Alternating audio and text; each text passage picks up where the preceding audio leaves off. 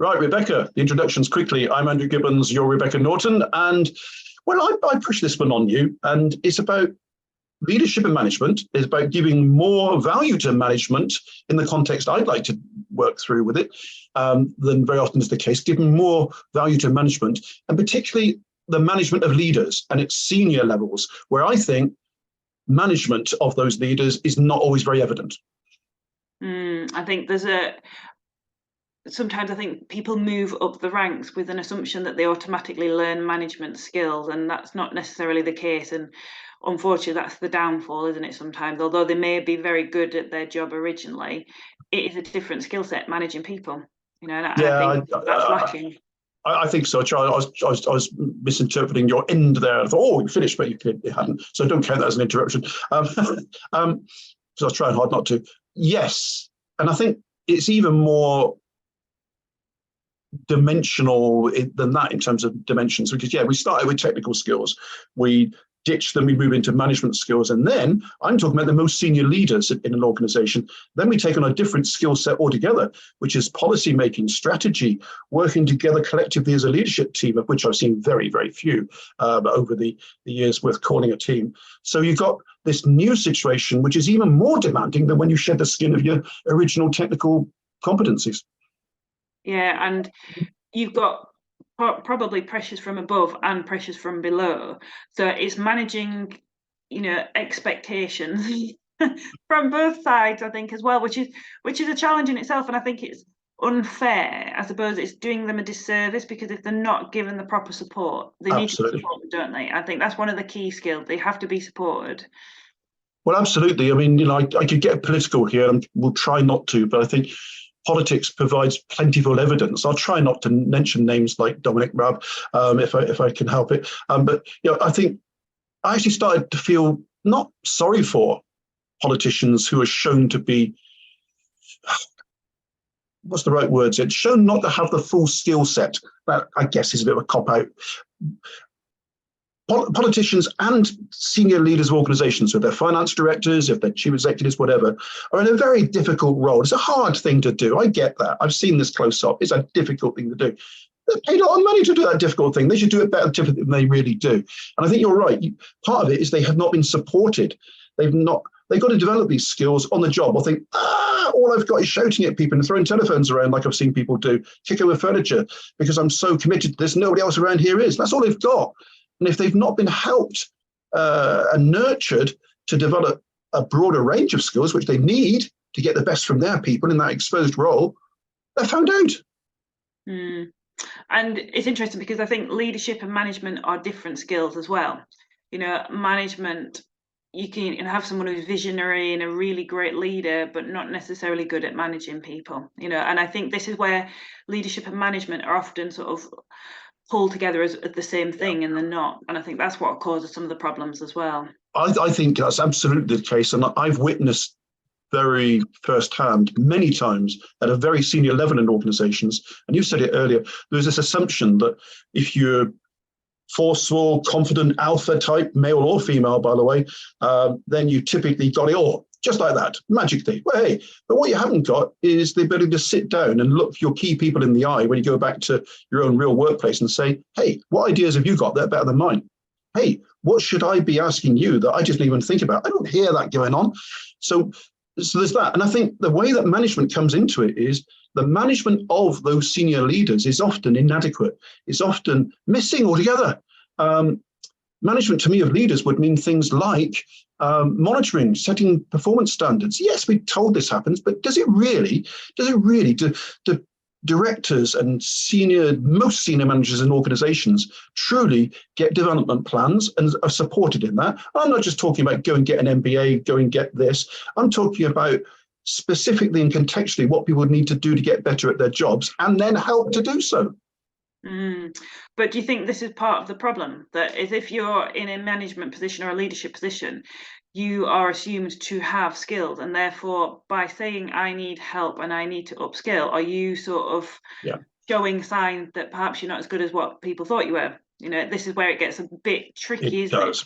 It really does. And that's why, once again, I'll say, this is where management with a capital M in big neon letters says, hey, this is important, because the management of that process by, if you like, the one singular most important person, best paid person, let's put it that way, of such people. The management by them of the others is so important. I don't think it happens strongly enough and most sufficiently clearly enough, because you're right. That person recognizes that each of them have got egos, they've got a projection of competence to make. And I've worked with board directors that have come out of board meetings and said, oh, I'll tell you what, I won't tell any of them. I understood about 4% of what went on in there. But if I told them that, I think they'd think I can't do my job. Yeah, and that's worrying though, isn't it? They should, and in some respects, if you flip that round, and if managers and leaders were vulnerable enough to say, I do need some help, I recognise that I have room to grow and develop, what a wonderful example that would be to the rest of their team underneath them and around them. Well, you would say that, and I would say that. In actual reality, a lot of people would say, "Whoa, hey, Andrew Gibbons and Rebecca and Norton just said they're not perfect. Let's get in there." Well, I'll tell you what, I'm thinking to myself, I know everything that's going on in here. If you don't, well, I'm sorry, I still think, because unfortunately, they live in that political sharp knife environment, or believe they do. And once again, it's the role of their manager to say, hang on a minute, round here, we're okay about saying we don't know everything. Round here, and I hope I model this too, says the manager of such people, it's okay to say you need a bit of help. I don't hear those words around a boardroom very often. No, and I think this is where ego comes in, isn't it, as well, unfortunately. I think people who get into management positions or leadership positions often have slightly bigger egos, and sometimes that moving up the ladder goes to their head a little bit, and perhaps they're not as open to suggestions and ideas as they could be. I really believe, and I think this is really important, because if this is happening, as I believe it does, at the very, very top of organizations, that has an impact on the effectiveness of those organizations in two ways. First of all, the performance impact. You just don't get as much from those people. Also, we keep seeing the word culture. To me, the best definition of that was always the way things are done around here. And if the way things are done around here is people pretend they know things they don't, cover up their weaknesses and bully and shout and scream at people instead of saying, hey, you know more about this than I do. You've been here 3 times, 8 times longer than I have. Tell me what you know. Such leaders get better results. Yeah, and like you say, I would also argue that it's probably a more responsible organisation as well. This is how things can get covered up and mistakes can happen, because there's a culture where it's not safe to say, oh, I don't know what I'm doing, and that's not good. Well, I don't want to get specific, but I could pull out some past examples of headlines around, for instance, the health industry, hospitals, where people's incompetence and lack of competence, that's not judgment of people. That's about saying can come down to it. The people who employ me and my manager isn't sufficiently helping me develop the skills. Now, all right, some people would say, don't help me, don't want to be helped, I don't want to learn. Well, there's a different way to manage those people. Yeah. But to me, we are talking about valuing the management of leaders. And that isn't a bit of a weird intertwined thing. It's great to be a leader. It's great to have vision, like you say. It's great to have forceful personalities and to have drive and determination. The management of all of that requires somebody else to say, hey, I've been watching you, and you're getting a little bit too close to not treating your people with dignity and respect.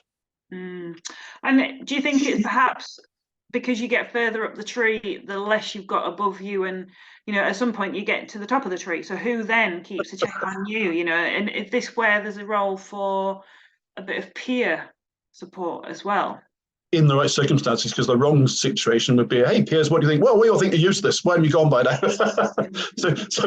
And I think being realistic and being pragmatic in reality, because let's not use those words less often than we should. In reality, this doesn't happen, and people get by, and people are thought to be good enough.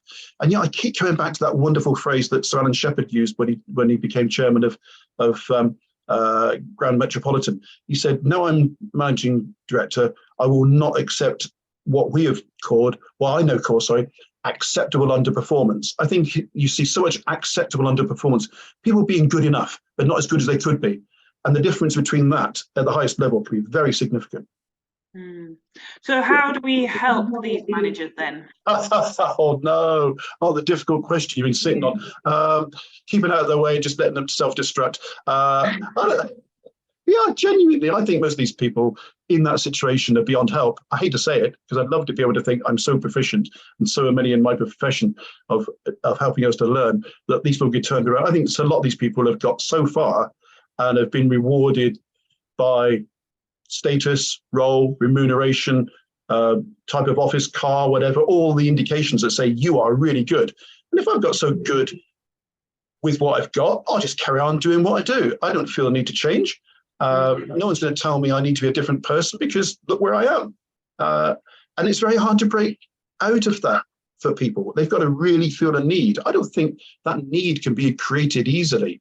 And once again, I come back to the management of those people. It's only the people to whom such people report that has the authority to say, hold on, Andrew, you know you're good, you know you're great.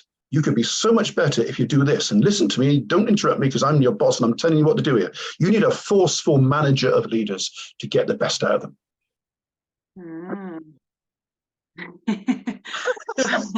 What one thing do you think would be most helpful?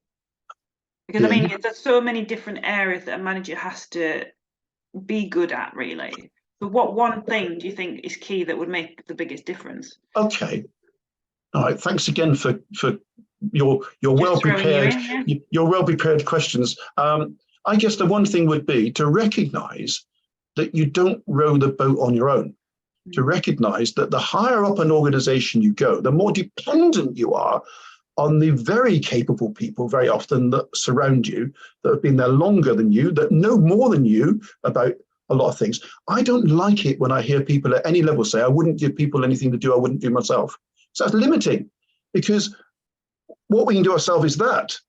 There's so much else that we can't do that we're kind of saying, and I wouldn't give this to somebody because I can't do that. Well, yes, it's about having humility to say, there are people around me, and I'm very proud to say this, that know an awful lot more about this and can do things I can't around here, which is the opposite of what most people that work 15 hours a day and think the irreplaceable thing. I like that. I think that's a really sort of interesting thought, and like you say, often the counter thought of what we would have about that is the higher up I go, the less I depend on people. Actually, the more you depend on people. That's a really good point.